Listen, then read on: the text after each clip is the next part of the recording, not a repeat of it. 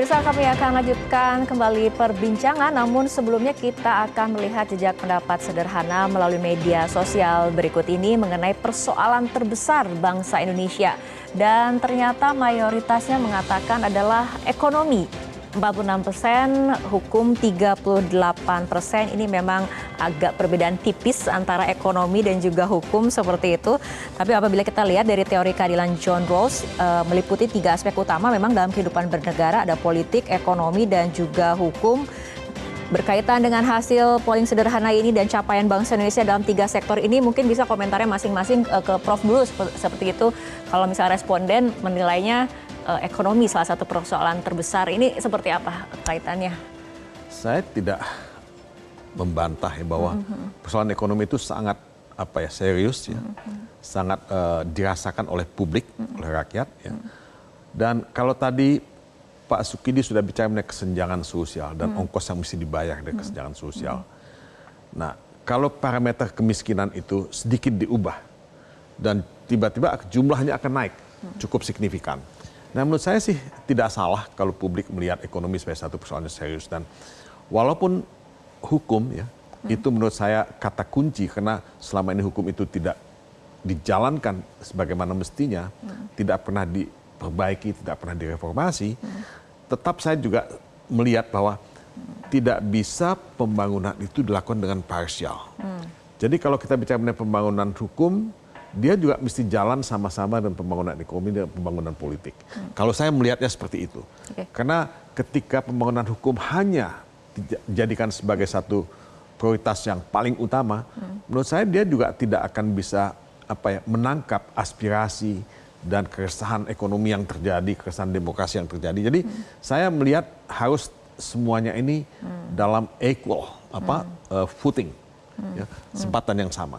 Nah, dalam konteks ini saya setuju sebetulnya kita lebih banyak ya duduk bersama-sama, karena kecenderungan yang saya lihat adalah orang hukum ini tidak ya berinteraksi, ya ada ego sektoral yang luar biasa gitu. Ini sedang berinteraksi nih pakar masing-masing nih, ya, hukum dan ekonomi.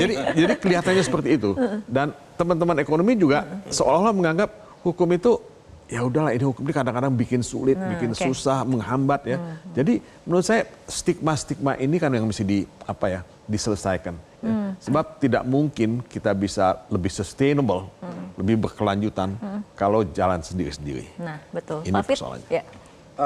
Saya mungkin akan menyampaikan bahwa tidak harusnya hukum dan ekonomi itu saling mendukung.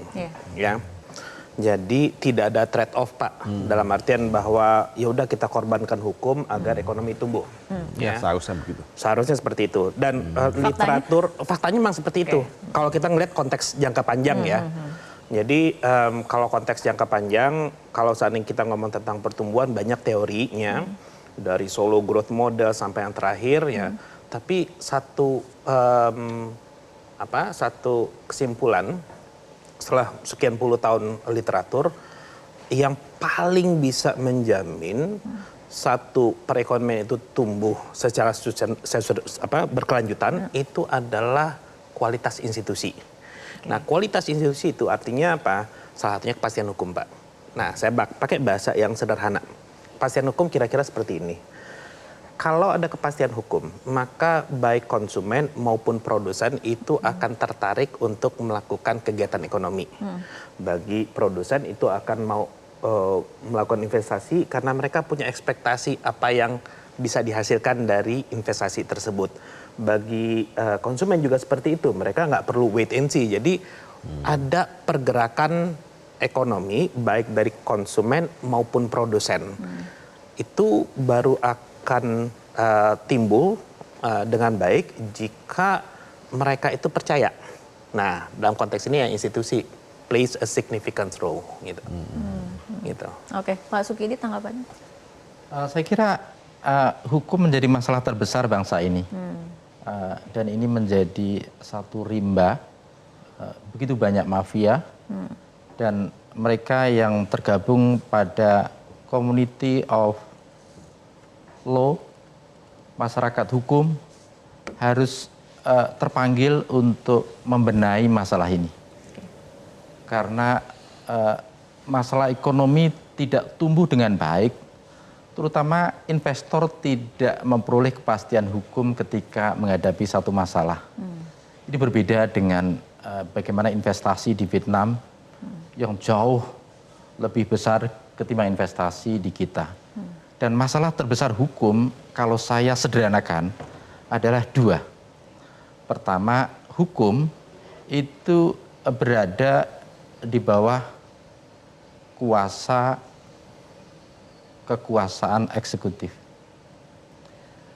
Sehingga apa? Sehingga hukum itu selalu menjadi apa yang oleh dua profesor Harvard, Profesor Stephen Levitsky dan Danny Gilbert, disebut sebagai political weapon. Oke.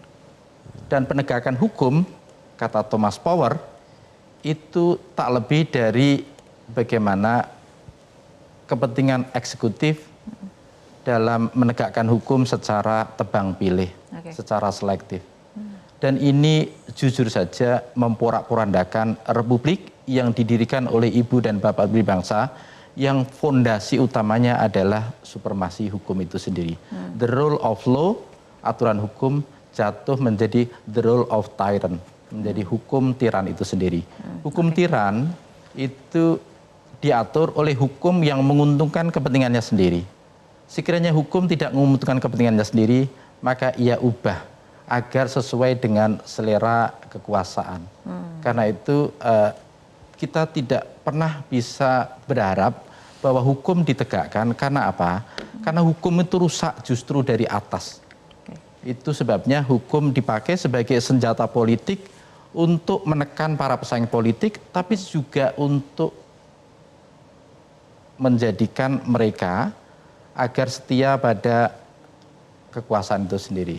Yang paling brutal adalah menjadikan hukum sebagai alat sandera itu sendiri.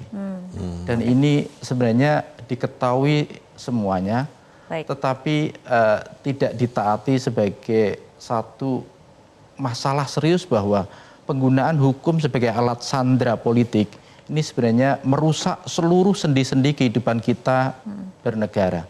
Karena itu enough is enough, cukup.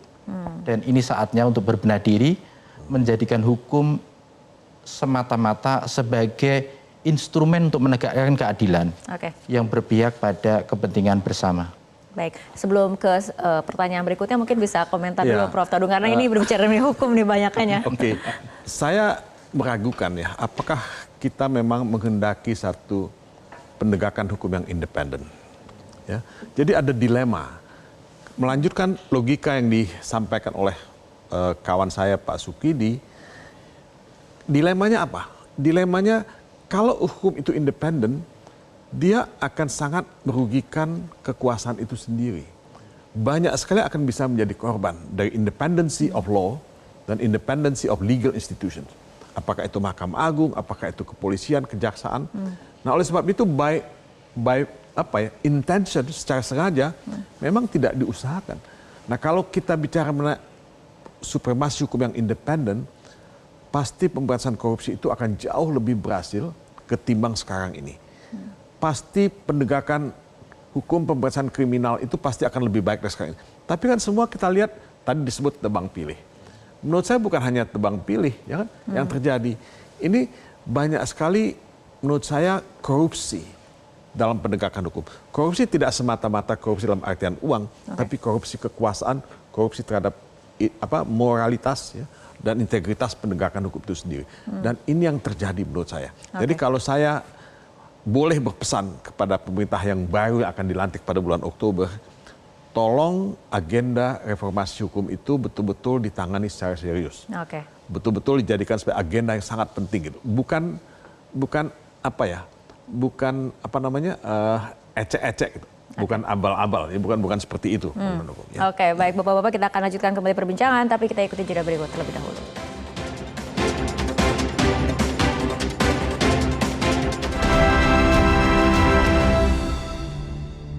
Jelajahi cara baru mendapatkan informasi. Download Metro TV Extend sekarang.